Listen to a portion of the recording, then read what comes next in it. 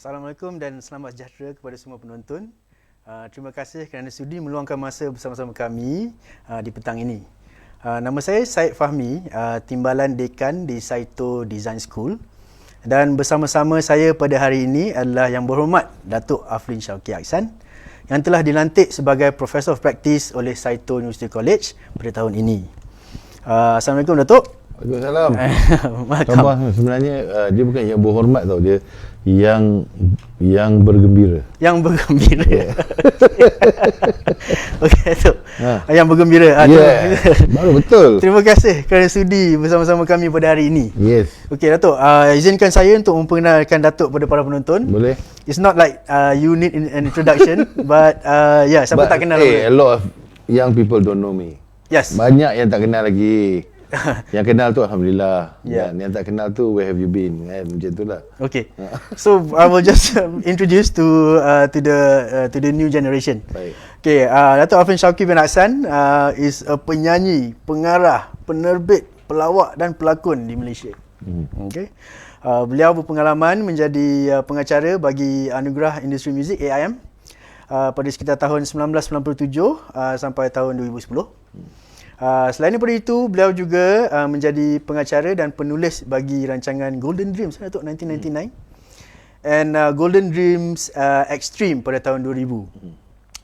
Beliau mula mendapat tempat dalam bidang hiburan tanah air ekoran kejayaan beberapa filmnya seperti Bully pada tahun 2004, Baik Punya Cilok 2005, Bully Balik 2006 and Sumolah 2007. One of my favorites. 2007. So Datuk, berpuluh filem dan drama telah mendapat hasil sentuhan Datuk. Okay? Dan telah memenangi pelbagai anugerah dalam negara dan antarabangsa. Seperti Anugerah Era, Pesta Filem Malaysia, Anugerah Filem Asia dan Osaka Asian Film Festival. That's good Datuk. Congratulations. Terima kasih.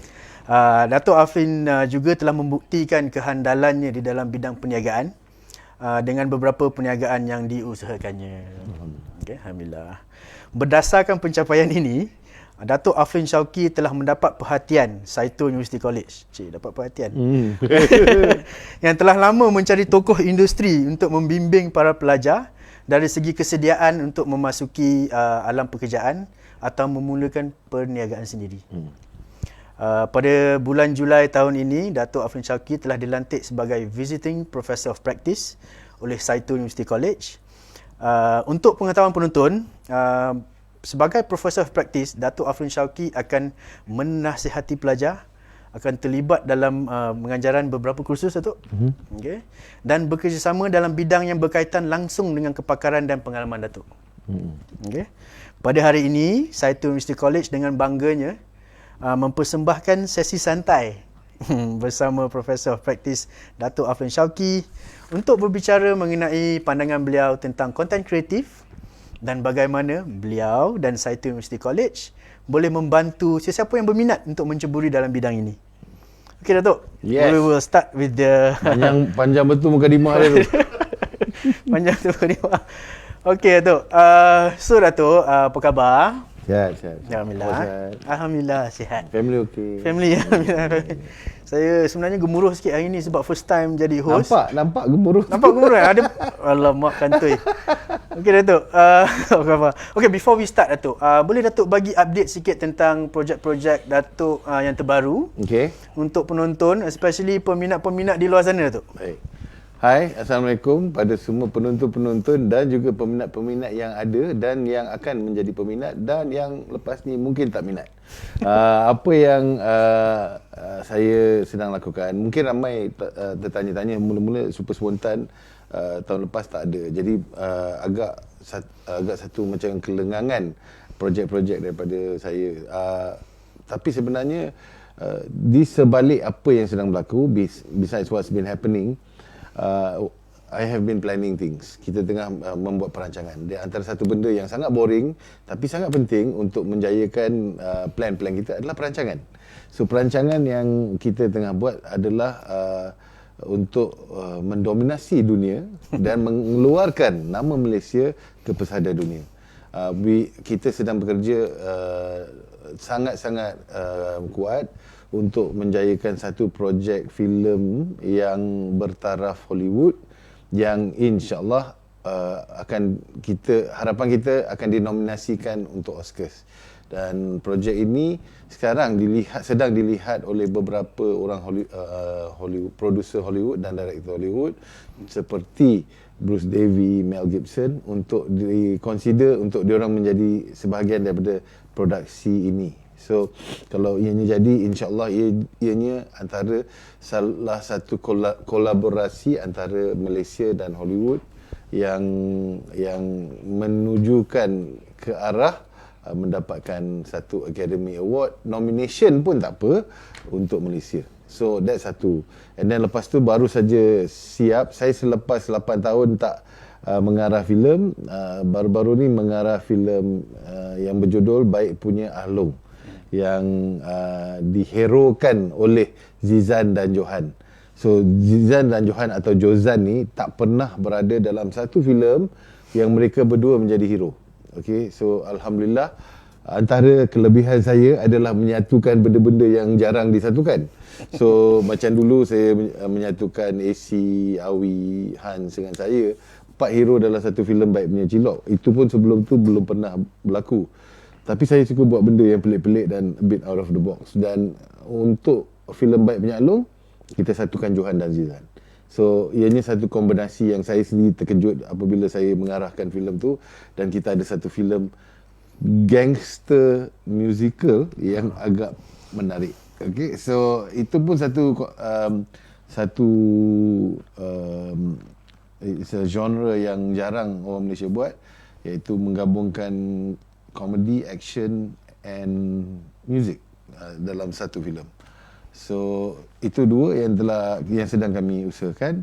Dan sekarang saya juga adalah head or chief executive ataupun bahasa Malaysia apa? Chief executive?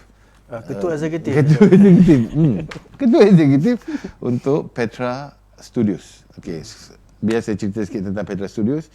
Petra Studios akan menjadi satu entertainment group yang agak besar di Malaysia ini, kerana ianya sekarang sedang berkembang dan akan ada filem, akan ada television dan akan ada animation. Dan ianya ia akan menjadi satu entiti yang sangat besar. Di bawah Petra Media kita dah ada news. So news portal sendiri pun kita dah ada, iaitu called thevibes.com. Dan sekarang ni kita tengah menguatkan bahagian entertainment. So mungkin anda ada terlihat yang Petra Television sedang mencari orang. So itu bahagian television. Filem pun ada, talent management, animation, graphic, CGI, semua akan kita buatkan. Dan juga harapan kami juga adalah orang-orang yang bekerjasama dengan kita, contohnya Saito University, dan pelajar-pelajar yang memasuki Saito University dapat kita serapkan ke Petra Studios ni untuk kita sama-sama ajar mereka tentang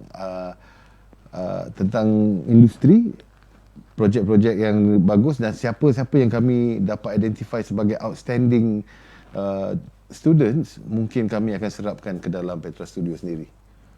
So itu antara yang saya boleh kongsikan lah, yang saya sedang lakukan sekarang. Alhamdulillah tu. Oh, there's a lot of going on. There's a lot actually going on. Okay, cantik tu. Alhamdulillah, we can work together with Saito University College and Petra. In terms of collaboration and then industry exposures and all that. That's right. Okay tu, yang tadi Datuk cakap semua tu tadi tu is about creative content ataupun content creative tu. So boleh tak Datuk explain ataupun terangkan sedikit lebih lanjut kepada penonton-penonton sekalian, apakah itu content kreatif ataupun creative content? Okay, saya punya definisi content kreatif sebenarnya adalah cara kita menyelesaikan masalah sebenarnya.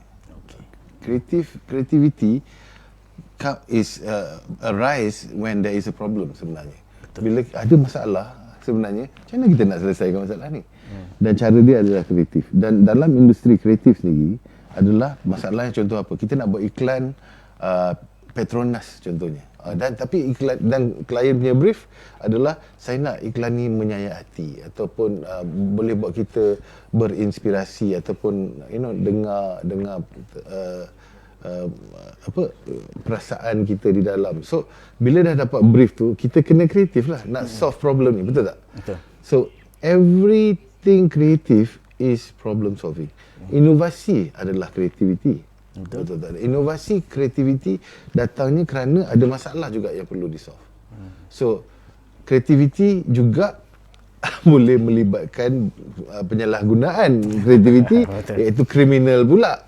Kreatif sangat sampai nak merompak ni. Contohnya, dia boleh, orang merompak cara ni, dia boleh merompak cara online apa. Itu kreatif. Betul. Itu pun kreatif. So in essence, creativity is actually problem solving. If you say I don't like creativity, kau maknanya kau tak suka problem solving. I see, faham. So to me it's just the fact that you have to tune yourself yang creativity. Sebab tu contohlah banyak think tank yang ada rata-rata dekat Malaysia ni pun kebanyakannya mesti ada orang kreatif. Ya. Pasal dia orang adalah orang yang berfikir sedikit pelik, sedikit out of the box, yang boleh menyelesaikan masalah yang orang yang berfikiran secara konvensional tak dapat ubah. Bagus tu. That was very good. Orang kata explanation. So maknanya life is about solving problem. That's right. So Datuk boleh cakap content creative is life lah. That's right. Betul. Exactly. Content creation, every day we are faced with problems, right? And cara kita nak selesaikan tu adalah kreativiti kita. Betul. Dan lebih banyak kita tahu cara untuk berfikiran secara kreatif, lagi senang kita nak menyelesaikan masalah. So apa yang saya belajar masa saya belajar, saya degree saya architecture. Sama. Sama. Saya part 1. Saya part 1. Part 1. Sama juga. Saya so what architecture ajar saya adalah cara berfikiran kreatif ni mesti ada dia punya disiplin dia. Betul. Ada cara dia. Maknanya untuk ni berlaku, ni kena berlaku. Untuk ni kena berlaku. So bila kita belajar cara dia, and then baru kita nak solve problem lagi senang.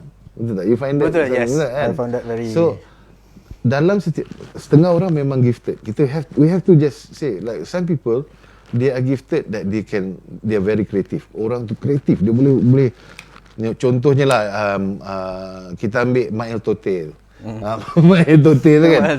Mail Tote. Dia punya box office sekarang ni besar. Based on dia punya buat drama spontan. Yang drama spontan dekat...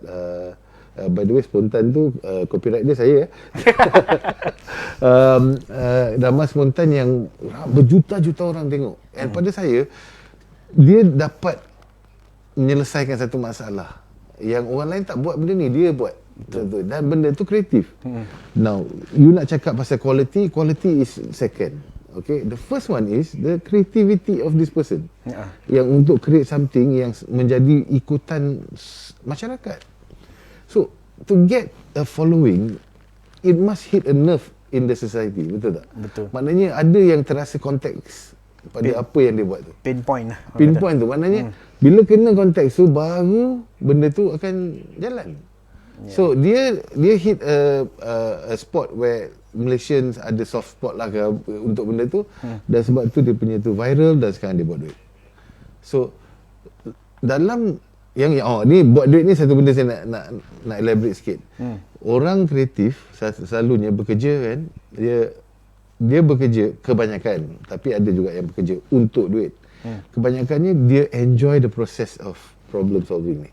Dia enjoy the creative process tu.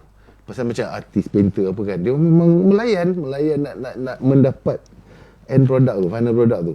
Tapi yang paling penting dia adalah kita buat kerja pasal jiwa, untuk buat jiwa kita best, tapi hujung dia financial reward dia ada. Betul. Kan? Ada itulah macam saya bila saya bagi talk dengan macam dengan a few my outside macam students saya ambil daripada comedy punya ring apa benda stand up comedian apa, I always tell them something. Dia kata I pernah diajar yang ada seorang ni bernama Buckminster Fuller nama dia. He's a physicist sebenarnya kan. Tapi dia pernah buat satu perumpamaan, dia kata tentang kehidupan. Dia kata kehidupan yang paling bagus adalah dia kata lah A ke B kan. A adalah kita punya starting point. B ramai orang kejar duit. Situ. So, kan. So bila kita hidup A ke B, bila B tu tak ada, kita akan hidup kita tak happy, tak selesa pasal kita nak buat duit. So, dia kata jangan kejar duit, kejar apa yang buat you happy, dia kata. So go to C, dia kata C. So bila kau buat satu benda yang kau suka, kalau for you to train over and over to do something yang you like, contohnya orang main e-game kan. Kau suruh dia layan e-game 24 jam pun dia boleh layan kan. Betul. Sampai tak tidur pergi straw macam ni, minum orang tolong suapkan, dia main je. He will do it. Penat macam mana pasal dia passion pasal e-game. And then what happen? Apa yang berlaku dalam e-game punya industri sekarang? Booming. A pergi ke C because love of going there, right? Tapi B kejar dia. Duit pun kejar dia. So dia kata life yang pada dia ideal adalah buat apa yang kau suka, biar duit kejar kau. So when you do over and over benda yang kau suka, kau akan jadi an expert. You will be an industry leader. Pasal kau buat benda tu sampai kau jadi bagus sangat. Dan bila kau dah jadi bagus, duit kejar kau. Betul tak? Betul. Kau tak payah kejar duit. So masa I learn that thing, aku cakap, yalah, betul lah. You know, why buat kerja for the love of the work, because dia tak rugi walaupun benda tu mula-mula gaji kecil ke apa, but you love to do. As long as kau bekerja, you are gaining knowledge, you're gaining more and more knowledge. Kau dah jadi lagi bagus. Contohnya orang-orang yang kerja kat Vision Works, dah berhenti Vision Work, dia boleh keluar, dia boleh buat company sendiri. So maknanya dalam proses pembelajaran tu, dia belajar, and then bila dia keluar, dia boleh guna dah untuk something else. So bila dah sampai level tu, duit kejar dia pula. Oh, orang offer, boleh tak you buat ni untuk kita? Boleh tak orang buat ni untuk kita? So that is life. We have to understand that. Dan jangan jadi, sebab itulah pada saya yang saya selalu cuba, kalau ada student-student sana yang nak bekerja sama dengan kita, nak gunakan nanti apa yang you akan cerita pasal beasiswa apa benda semua, kita akan terapkan nilai yang get skill at what you really like, kan, apa benda you suka, supaya nanti duit akan kejar you. Alhamdulillah. Betul tak? Ya. Ataupun kau punya pandangan lain? Sama tu. Actually saya terpana sebenarnya. Saya macam apa orang kata, rasa sangat berinspirasi dah dengan apa yang Datuk cakap tadi. Dan saya harap dari segi nilai-nilai yang Datuk akan bawakan kepada future students of Saitu University College, ataupun kepada siapa-siapa yang berminat lah untuk bekerjasama dengan kami, boleh orang kata dapat menerima inspirasi daripada Datuk macam mana dia cakap tadi. Alhamdulillah, Datuk. Okay, second question, Datuk. Second question. Okay. Kenapa industri kreatif konten ni penting untuk Malaysia tu, untuk negara kita? Kenapa dia sangat penting? Dia spektrum dia sangat luas. Saya pandangan personal saya adalah orang-orang kreatif di Malaysia dipandang remeh oleh kerajaan. I'm very honest. Transparent. Yang dipandang remeh oleh kerajaan kerana protection for intellectual property tak dijaga. Kan, benda-benda yang penting bagi orang-orang industri kreatif. Kita punya kreativiti ni harus dilindungi. Ia adalah satu bisnes. Contohnya kita nak dapatkan satu idea bukan senang.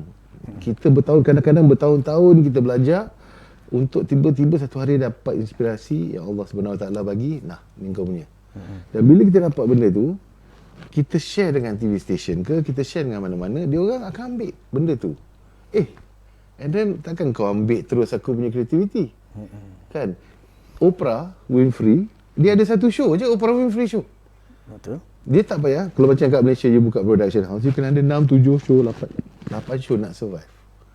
So satu show you punya untung apa sangat? Mungkin OPEX you boleh lepas sebulan. Satu show lagi OPEX you boleh lepas 2 bulan. Satu show lagi tak lepas pun OPEX, just nak bayar bill aja. So macam mana, bila masanya kau nak buat duit?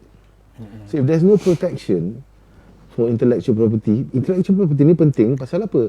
You boleh guna balik IP yang you buat tu untuk ke bisnes lain. Merchandising ke, you nak buat benda, orang kata tiba-tiba macam OP Ipin contohnya.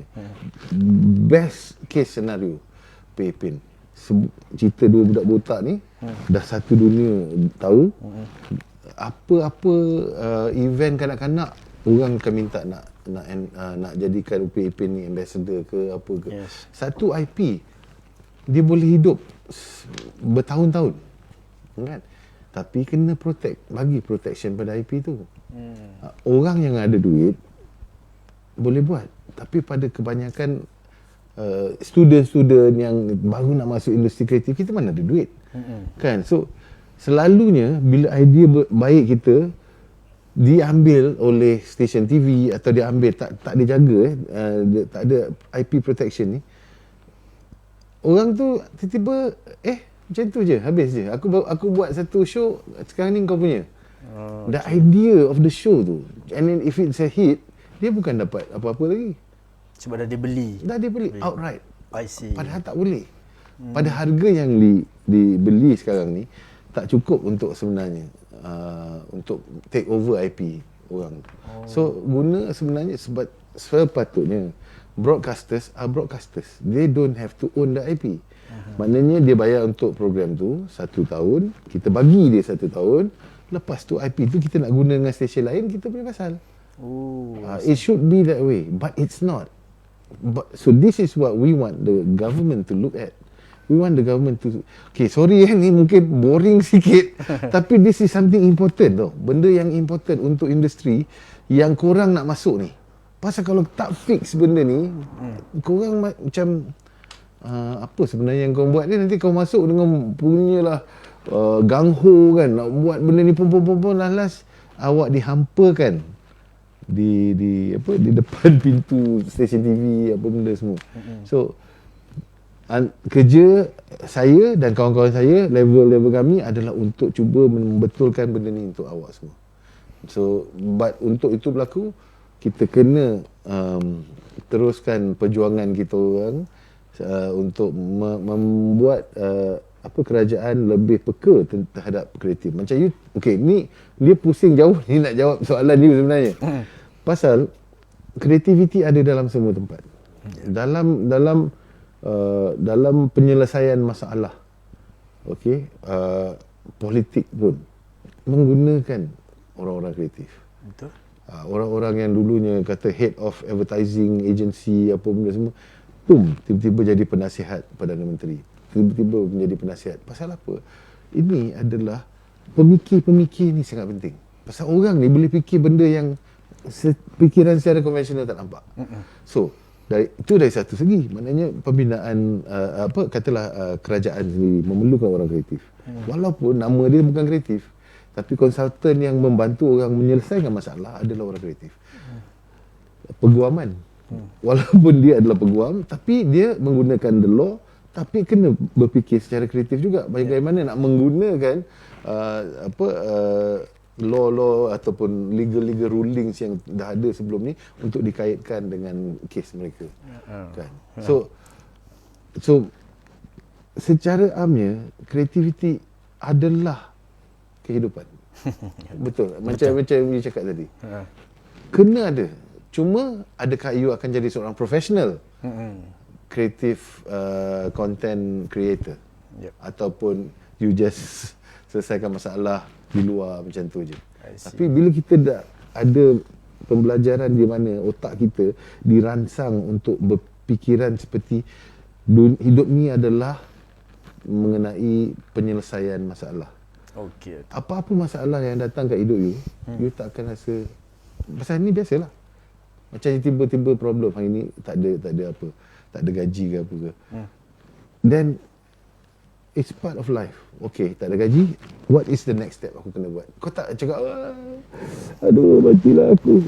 You don't stay on the problem, because you know that you have to solve the problem. Sorry, panjang sangat. Betul. Okay, Datuk. Now, the question is about you. Okay. Macam mana Datuk mula mencuburi industri kreatif ni? I mean, you are already a creative person. You study architecture. I assume that you are already creative. Tapi macam mana you boleh divert into a different field of architecture? Saya daripada kecil, saya telah membohongi ibu saya dengan saya pergi ke National Library masa tu. kat nama dia Wisma Takudas. Dekat Jalan Cokit dia ada satu National Library. So mak saya suruh saya pergi library Sabtu Ahad supaya saya dapat membaca lebih. Pasal dia kata, you must read more. I was like, okay, hantarlah kita pergi library. Kita pergi library, duduk pun baca buku yang ada gambar. Tengok ada gambar baru baca. But masa saya di sana, saya nampak ada budak-budak kecil, tiba-tiba banyak tau Sabtu Ahad ni, dia berjalan masuk ke dalam bilik belakang. Jalan masuk ke dalam bilik belakang. Apa budak ni buat? So saya pergi tengok dia tengah buat teater. So I started theater when I was 10. So my mum thought that I was at the library reading books, but I was actually doing theater. Okay. But the good thing why the theater group dekat library adalah kita buat theater based on books.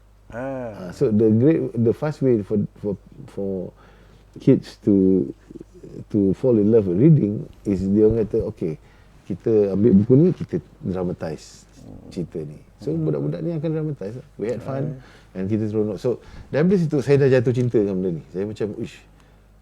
And then the beginning is as an actor, a child actor. Tapi selepas tu saya pula sendiri start fikir-fikir macam mana nak buat cerita sendiri, apa benda semua kan. So secara profesional saya masuk industri dalam teater dulu. Lepas teater saya ke muzik. Masa tu dengan Sheila Majid dan Zain Abidin. Yes. Lepas itu saya bekerja di Astro sebagai seorang penulis dan juga penerbit. Dan daripada situ saya buka syarikat saya, Vision Works. That's the progression. Tapi satu benda saya nak cakap yang saya tak pernah, saya jarang share benda ni dengan orang. Dalam membuat kerja ni dia banyak ada ups and downs. Okay, seperti life saya tahu kat luar sana ada yang tengah okay, ada yang tengah teruk. Dan benda tu kita orang lalu juga. So there are times where we are very senang, and then ada time yang kita langsung terduduk kan macam mana ni nak buat. So jangan sangka kita artis ke apa ke tak ada melalui benda tu. Kita memang melalui benda tu. Dan benda ni sangat berat bagi kita. Tetapi dia yang best, bro. Pasal apa? Saya buat benda yang saya cinta. I'm doing something I love. Okay? Architecture, I love studying, but I don't think I would survive being an architect. Okay. Because orang yang buat kreatif ni suka gratification. Pasal apa? Dia buat painting, dia nak orang tengok macam cantik lah, ataupun dia dengar orang cakap tu dia dah macam lega aku punya karya ni ada maksud, ada makna bagi orang dan buat orang berfikir. Whatever intention dia ada untuk dia punya karya tu, itu yang buat orang creator ni excited sebenarnya. Orang main teater, contoh main teater kat atas pentas, hujungnya apa? Ni tangan ataupun senyuman. Itu yang buat dia sebenarnya. Kalau orang macam tiba-tiba baling telur ke apa, itu yang macam down gila. Stand up comedian, the same. Naik atas buat stand up. Krik peluh keluar kan. Memang mandi kat situ. Tapi kalau orang gelak, itu saja. Kadang-kadang tu yang kadang-kadang dah buat show balik terus. Gaji pun tak ambil. Pasal apa? Itu benda tu yang penting. So, apa contoh-contoh yang saya berikan tu adalah kerana macam ni. Bila kita down dalam benda yang kita suka, kita mesti kerja lagi. Kita tak give up. Pasal I get to do what I love again. Even though this time tak ada bayaran ke, aku tak dapat job ke, tak apa. Aku terus create benda. Aku cuba create another concept. I cuba create another format untuk live show. I cuba create another movie punya idea. And you do it because you love it. It's not because you're paid to do it. People don't understand this. People don't get this. And the youngsters, I have to say, ada banyak orang lalu di syarikat saya yang pada diorang it's about money. And saya cuba terapkan it's not about money. Tapi mungkin ramai tak faham. Dan pasal diorang tak nak faham, tapi terpulang. Kita cuma kongsi aja. It's not about the money first, but bila kau dah jadi bagus, then money kejar kau. Betul. Sama seperti saya. Saya tak kejar duit masa mula-mula. Saya mula-mula, gaji saya pertama RM250 saya ingat. Cek diberi oleh Roslan Aziz. Kerja saya betulkan cuci store. Walaupun saya pada ketika itu dah ada kreatif, orang tahu saya kreatif, saya boleh nyanyi, saya boleh buat apa. Tapi saya diberi kerja untuk jaga store je. RM250 sehari. Saya buat. Okey, sampailah apa yang saya capai hari ni. Alhamdulillah tu. Okey, actually Datuk jawab dua soalan sekali. Saya dah tahu you nak akan tanya soalan tu. Sebab tu saya terus jawab. Okey, Datuk. Okey, this one is about a bit about economy. Okey, Datuk, dalam keadaan yang tak menentu pada tahun ini dengan COVID-19, adakah industri kreatif ni patut menjadi salah satu enjin untuk memulihkan kembali ekonomi yang tak menentu sekarang ni, Datuk? Pada saya, ramai yang dia semua orang terlibat dalam keadaan pandemik. Semua orang merasa kesusahan dia. Okey. Tapi di dalam ketika di mana kita ada MCO, kita ada PKPB, PKPD, PKPP, PKP whatever. Semua orang duduk rumah, semua orang buka TV. Duduk rumah main laptop, main game. Semua orang duduk rumah tengok film, main film. And apa dia cari? Dia cari creative content. Pasal apa? Apa yang boleh hiburkan dia orang pada ketika yang rasa mereka down sangat adalah creative content. Dan dia akan cari creative content yang sesuai untuk diri dia. Setengah orang dia suka news, setengah orang suka main game, setengah orang suka dengar lagu. Tengoklah semua pertandingan lagu yang ada kat TV. Setengah orang suka dokumentari. Dia akan tengok dokumentari. Bayangkan, semua orang tengah buat benda tu. So, saya buat filem sewaktu COVID ni. Maknanya Baik Menyalong was shot during the pandemic time. Saya nak sewa studio. Studio untuk ada shoot satu scene yang di dalam studio. Semua studio penuh. Saya cakap serius lah. Bukan sekarang ni tengah pandemik ke, penuh. Pasal dalam keadaan ini konten diperlukan. Cuma dia adalah big picture yang di mana orang dah nak membeli iklan pun kurang sikit pasal dia orang takut duit dia orang tak tentu apa benda, dan juga mungkin pembelian menjadi kurang. Tetapi consumption of creative content berterusan dan makin meningkat di waktu pandemik ni. Cuma mungkin orang lebih suka benda free. Now kita cakap pasal benda free ni is orang suka buka tengok content free kan. Tak apa. The answer is tak apa. Pasal apa? Content, katalah content kau bagus and it's free, itu adalah permulaan YouTube. Mula-mula kita buat suka-suka je kan. Sekarang dah berapa banyak orang yang buat duit dengan YouTube. Betul.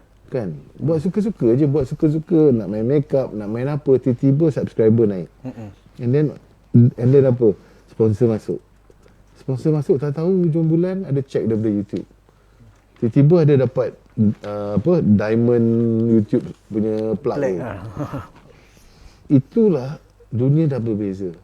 Dulu kita kalau main PS1, PS2 kena hamun kan dengan mak bapak kita kan. Sekarang ni mak bapak, PS5, I dah order lah untuk you. Pasal apa? Dia tahu anak dia boleh ada career dengan e-gaming. Betul. The world has changed. Jangan harap yang kehidupan kita akan kembali seperti dulu. So kita look forward dengan penuh kegembiraan dan penuh antisipasi apa yang akan datang. Kita kena bersedia untuk the new norm. Kita kena bersedia untuk apa yang akan berlaku selepas semua ni dah habis. Okay, that was very inspiring. Yang tu dah datangnya perkataan yang bergembira selain daripada yang berhormat. Kita kena gembira je. Kita kena gembira. Kena gembira. Betul. Okay. Why? Okay, kenapa Datuk generasi terkini, especially the new generation disyorkan untuk menyertai industri ni? Datuk boleh orang kata tell us why they should go into this creative content punya industry? Okay, I don't know why. Dia tanya I why, mungkin okay, pasal apa? Kebanyakan yang masuk ni ingat benda ni senang. Okay, dia kata wah ni senang je, kita boleh buat, orang nak buat ni, and then glamour and all those things lah yang benda ni adalah kesan sampingan menjadi seorang practitioner yang bagus. Glamour apa benda is kesan sampingan. Tapi orang ingat itulah dia, the world tu. Dunia ni bukan tu. Dunia ni adalah penuh dengan kerja. Kerja. Saya masa kita tengah buat production, budak-budak saya tidur di office untuk habiskan kerja dia orang. Kena tiba-tiba nak kena siapkan something last minute, apa benda penukaran yang dibuat oleh klien. Benda ni adalah satu kerja yang sangat sangat intensif lah, saya nak cakap. Tetapi jika anda suka buat benda ni and then you kata I nak berada dalam dunia yang kreatif, benda ni tak menjadi masalah. Pasal hasilnya apabila keluar, contohnya dulu staff-staff saya tak tahu apa benda pun tentang Super Spontan contohnya. Dia tak tahu apa pun macam mana kita buat show ni, apa kita buat, kita ajar dia orang. So kita ajar dia orang buat program-program lain juga. Kita ajar dia orang buat television drama. Kita ajar dia orang, and then animasi. Kita orang buat animasi. Kita ajar dia orang proses animasi. So this is on the job lah. So that's why kita in practice, kan? The real world situation. So bila dia orang dah dapat benda tu, baru tiba-tiba dia orang punya mind buka lagi. Then I like contohnya animasi. I like animation. So dia orang akan buat benda yang apa yang dia perlu buat untuk tiba-tiba dia akan hantar, bang saya ada idea untuk cerita ni. Macam cerita apa? Dia pula ada cerita. Itu yang kita nak. Itu yang kita nak inspire orang supaya dia orang sendiri come up with ideas. I see. And not wait. Saya paling saya menyampah adalah orang tunggu arahan untuk buat kerja. Kan dia orang patut datang kat saya, datang cakap, bang saya ada idea.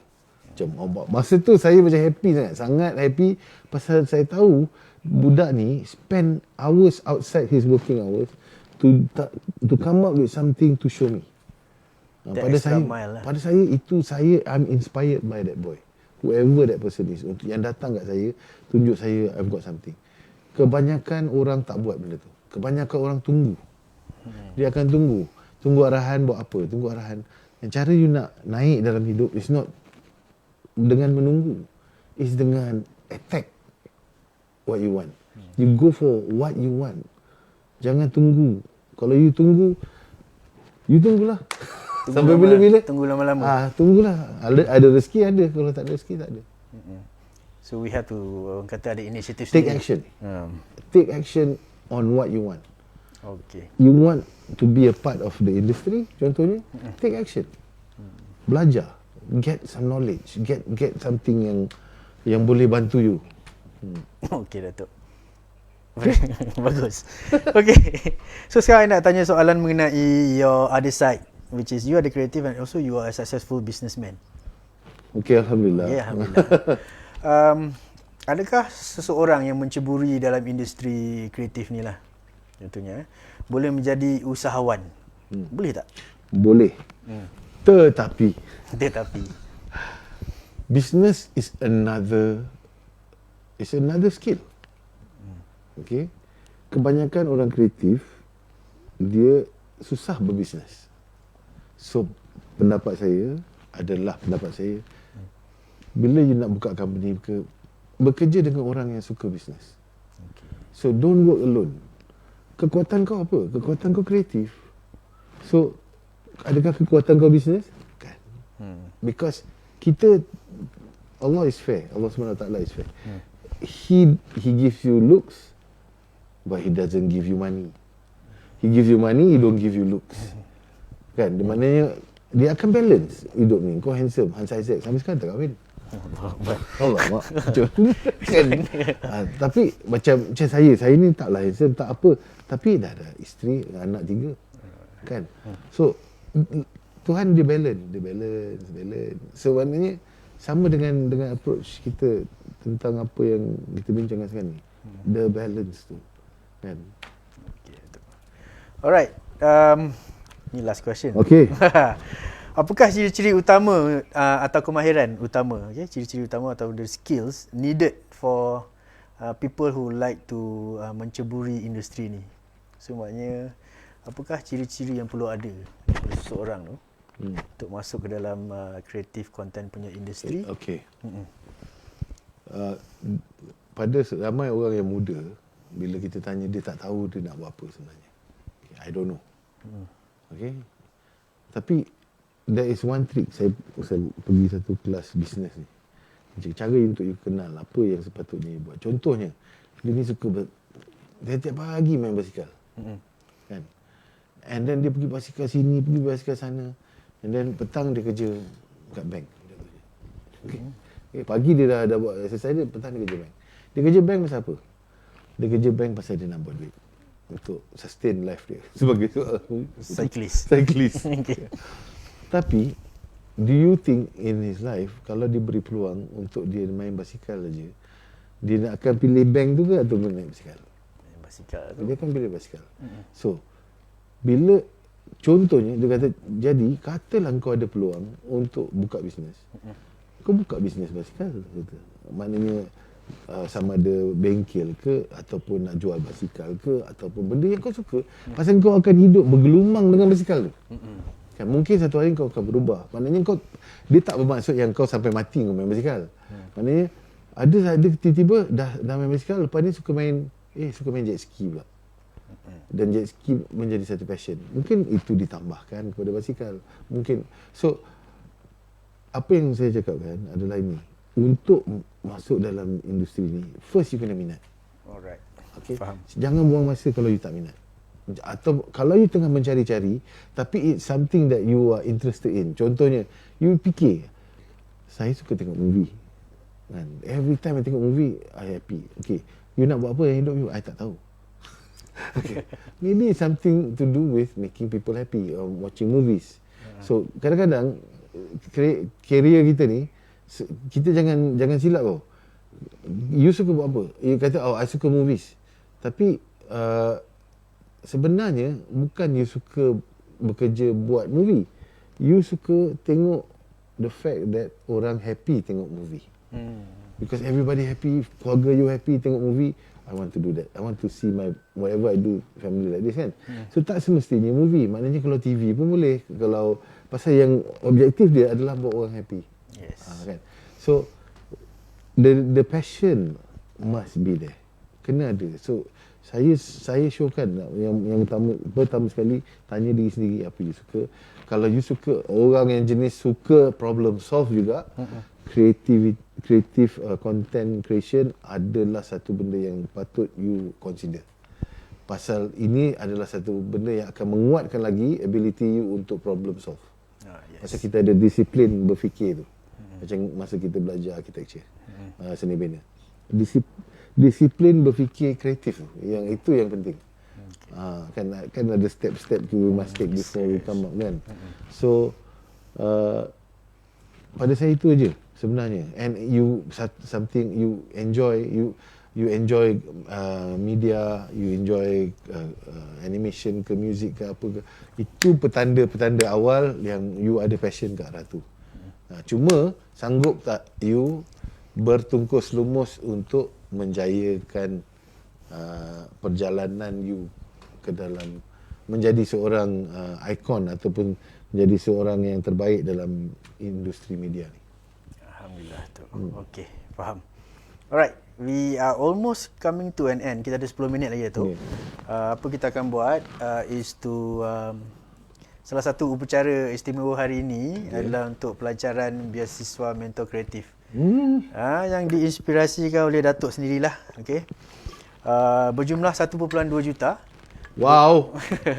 Bertujuan untuk memupuk para profesional baru dalam industri kreatif. Dan cuba, this one is just a quick question.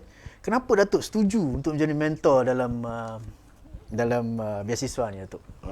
Pasal saya rasa Satu, ianya adalah peluang yang sangat besar diberi oleh satu universiti untuk orang-orang yang berminat dalam media. Untuk menjadi, nanti saya rasa awak akan ceritakan tentang beasiswa tu.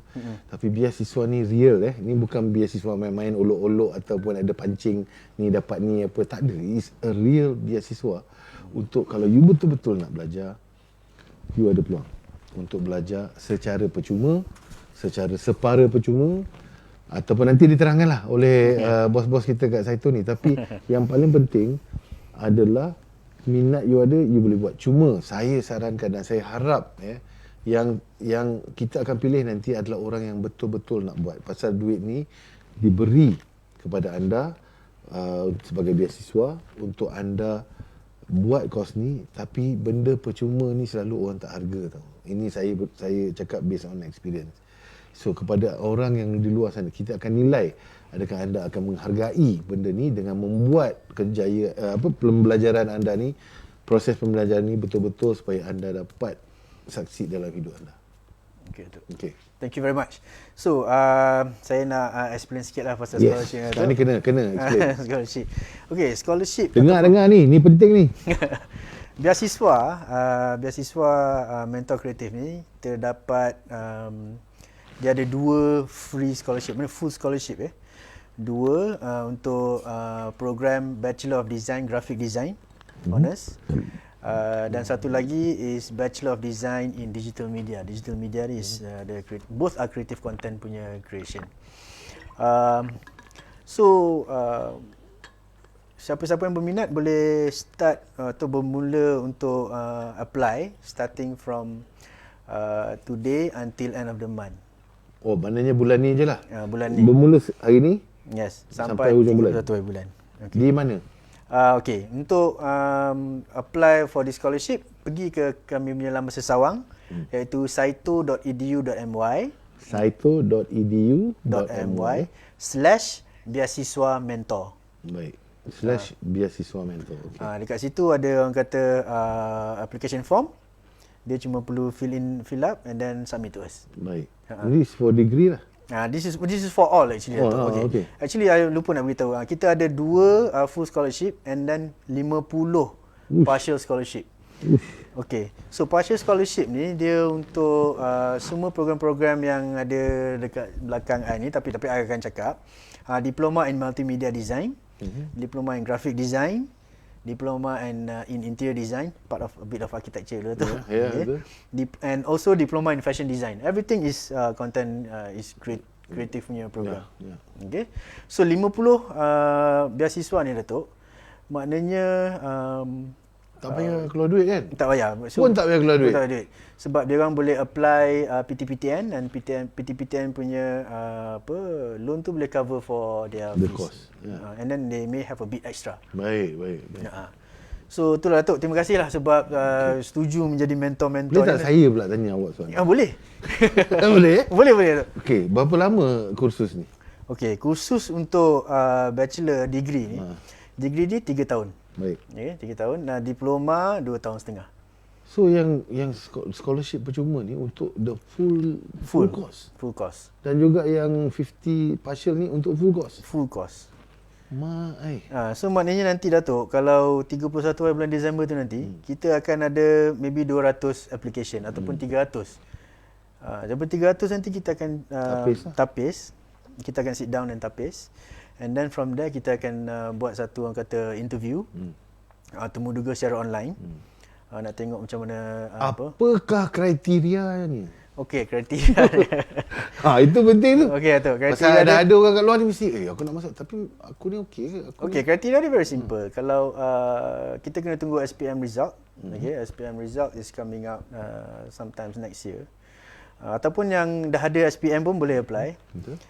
Untuk diploma program yang ada kat sini semua dia cuma perlu ada 3 kredit.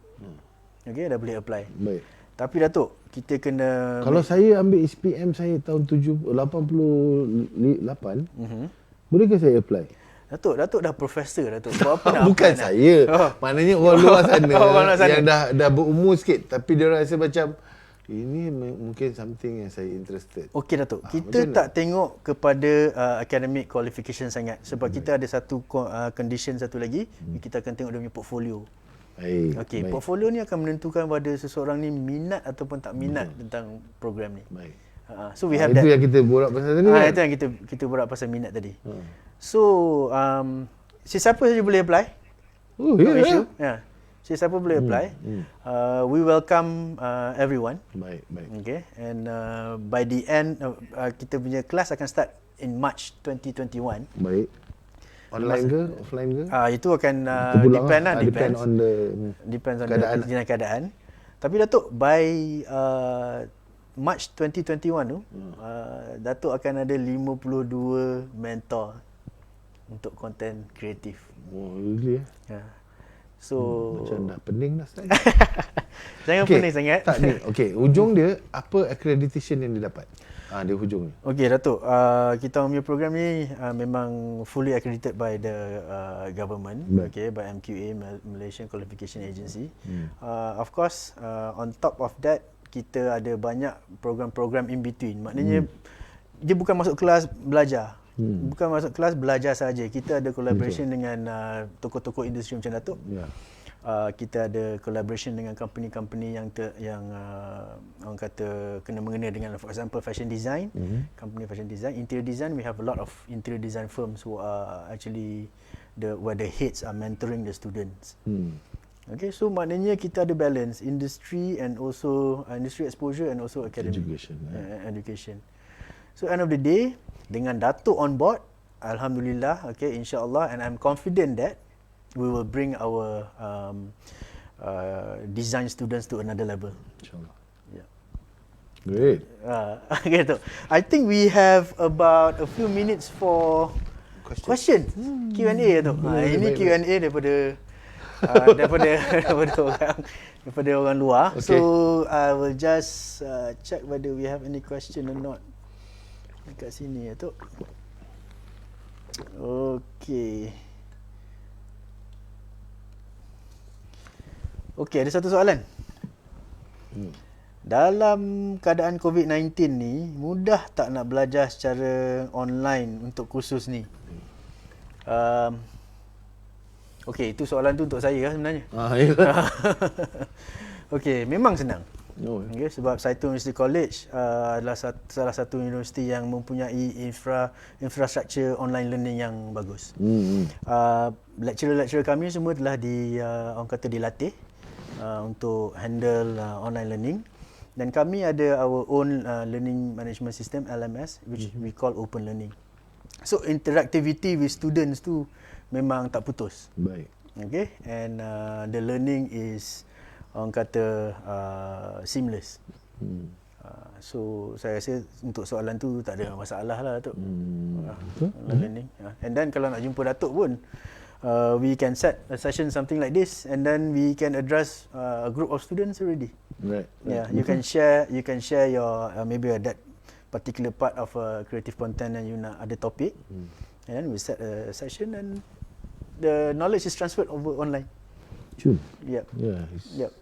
Do you have any more question? I think tak ada, Datuk. And ada syarat ke nak dapat beasiswa?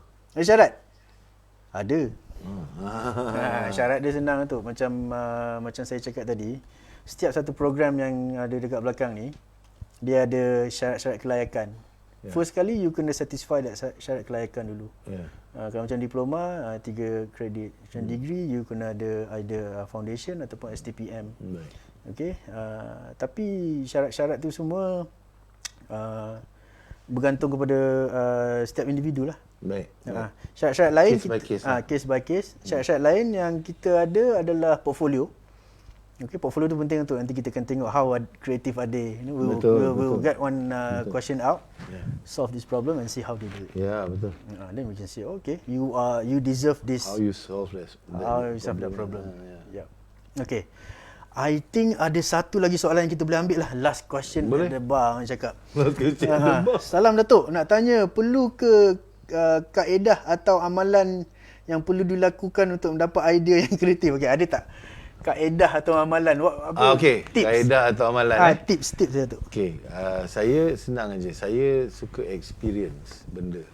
Maknanya contohnya bila saya nak buat filem Bully saya. Filem Bully adalah filem pertama saya yang dapat best film ya.